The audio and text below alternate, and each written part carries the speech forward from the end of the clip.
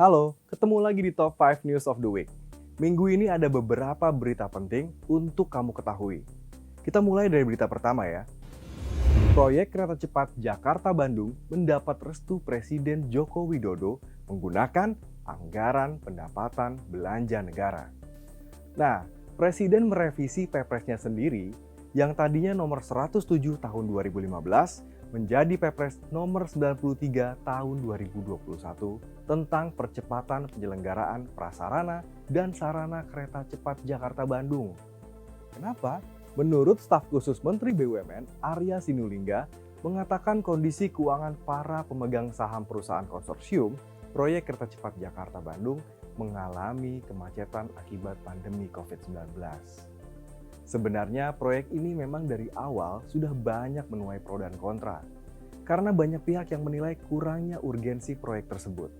Apalagi sekarang, di mana pembiayaan memakai APBN, dan nilai proyeknya membengkak 27 triliun. Pada awalnya proyek ini diperhitungkan membutuhkan biaya 86,5 triliun. Sekarang, mega proyek itu menjadi 114,4 triliun. Banyak politisi dan pengamat yang menyayangkan ditekennya Perpres ini. Di antaranya adalah politikus Demokrat Edi Baskoro Yudhoyono. Sementara ekonom sekaligus Direktur Center of Economic and Law Studies Bima Yudhistira mengatakan pembangunan di daerah, utamanya di luar Jawa, masih membutuhkan dana yang tidak sedikit, khususnya dari APBN. Nah, gimana menurut kamu soal berita ini? Di berita kedua datang dari BNN Provinsi Sumatera Utara. BNN Provinsi Sumatera Utara melakukan penggerebekan narkoba jenis ganja di kampus Universitas Sumatera Utara pada 9 Oktober lalu. BNN kemudian mengamankan 47 orang di kampus tersebut. Setelah dilakukan tes urin, 31 orang diantaranya positif ganja. Sedangkan 16 orang lainnya dinyatakan negatif. Kepala BNNP Sumatera Utara Brigjen Toga Panjaitan menyebut dari 31 orang positif itu, 20 diantaranya mahasiswa serta alumni USU, sedangkan lainnya adalah masyarakat biasa. Ganja itu diketahui milik salah seorang dengan inisial JHS. Dari tangan JHS, BNN menyita barang bukti 118 paket ganja seberat 285 gram. Ia sendiri mengaku mendapat ganja dari seorang wanita berinisial D. Nah, setelah melakukan penelusuran, akhirnya wanita berinisial D berhasil ditangkap bersama pacarnya FAY, beserta barang bukti ganja.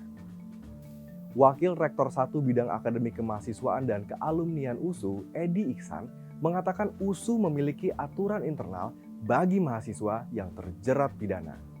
Jika para mahasiswa itu dihukum 2 tahun penjara, sanksinya adalah pemecatan. Dari kasus ini, BNN menetapkan 3 orang tersangka, yaitu JHS, D, dan FAY. Gimana menurut kamu soal kasus ganja masuk kampus ini? Kita lanjut ke berita ketiga nih. Sempat viral, aksi unjuk rasa yang digelar sejumlah mahasiswa di depan kantor Bupati Tangerang, hari Rabu 13 Oktober kemarin. Demonstrasi berakhir ricuh dan dibubarkan aparat kepolisian. Hanya saja, dari video yang beredar di media sosial, tampak seorang anggota Polri berpakaian lengkap menangkap mahasiswa dan membantingnya ke lantai. Mahasiswa itu tampak kesakitan setelah dibanting polisi. Juru bicara Presiden Fajrul Rahman menyinggung pendekatan humanis usai kejadian mahasiswa dibanting polisi ini. Fajrul mengatakan, kritik adalah hak konstitusional warga negara. Sementara Kapolresta Tangerang Kombes Pol Wahyu Sri Bintoro mengatakan Kapolda Banten Irjen Rudi Herianto secara tegas akan menindak oknum polisi banting pendemo di Tangerang itu. Saat ini, oknum polisi tersebut sudah meminta maaf kepada korban dan keluarganya. Kekerasan aparat terhadap demonstran seperti ini sering terjadi ya. Semoga kasus serupa tidak terjadi lagi ke depannya. Oke, sekarang kita masuk ke berita keempat. Presiden Joko Widodo melantik Megawati Soekarno Putri sebagai Dewan Pengarah Badan Riset dan Inovasi Nasional atau disingkat BERIN. Ini kali kedua Presiden Joko Widodo melantik Ketua Umum Partai PDIP tersebut. Sebelumnya Megawati menjabat sebagai Ketua Dewan Pengarah BPIP atau Badan Pembina Ideologi Pancasila. Penetapan keanggotaan Dewan Pengarah BRIN tertuang dalam Keputusan Presiden Nomor 45 Tahun 2021 tentang pengangkatan keanggotaan Dewan Pengarah Badan Riset dan Inovasi Nasional. Ternyata, penunjukan Megawati sebagai Ketua Dewan Pengarah BRIN karena posisinya sebagai Ketua Dewan Pengarah BPIP sempat menimbulkan kontroversi.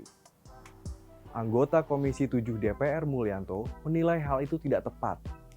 Ia pun menyebutkan pembentukan Dewan Pengarah di BRIN tidak memiliki dasar hukum. Di sisi lain, Sekretaris Jenderal PDIP Hasto Kristianto menilai penempatan Ketua Dewan Pengarah BPIP secara ex officio sebagai Ketua Dewan Pengarah BRIN merupakan keputusan tepat. Sebab, menurutnya riset dan inovasi harus digerakkan oleh ideologi bangsa, yaitu Pancasila. Nah, gimana menurut kalian tentang berita yang satu ini? Berita terakhir datang dari Pulau Dewata.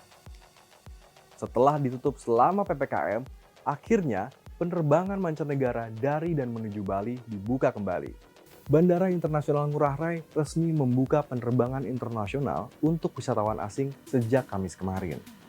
Pembukaan akses bagi turis akan dilakukan secara ketat, sesuai syarat dan ketentuan yang berlaku. Ada berbagai syarat untuk wisatawan asing masuk ke Indonesia ataupun ke Bali. Pertama, memiliki bukti 2 kali vaksinasi. Yang kedua, memiliki hasil PCR negatif dalam kurun waktu 3 kali 24 jam. Nah, kalau udah sampai ke Indonesia, turis harus melakukan karantina selama 5 hari. Selama proses karantina itu, tidak diperbolehkan keluar dari kamar, private villa, kapal, sampai masa karantina berakhir. Lalu, ada pemeriksaan PCR lagi pada hari keempat karantina. Setelah menyelesaikan karantina, wisatawan mancanegara juga diberikan keleluasaan untuk menjelajahi Pulau Dewata. Namun, jika ditemukan penyebaran COVID-19 di kawasan wisata, pemerintah Bali akan menutup kawasan tersebut sesuai klaster penyebarannya. Ada juga ancaman deportasi bagi wisatawan mancanegara yang tidak mematuhi protokol kesehatan. PT Angkasa Pura I menyiapkan stimulus atau insentif bagi maskapai yang mengangkut penumpang dari dan menuju Bali. Bali adalah salah satu wilayah yang paling terdampak selama pandemi COVID-19. Kita sama-sama menjaga agar ekonomi bisa pulih, tapi tetap dengan mematuhi protokol kesehatan. Oke, itu top 5 news of the week pekan ini. Yang mana berita favorit kamu? Jangan lupa like, komen, dan subscribe Berita Satu Channel. Sampai jumpa.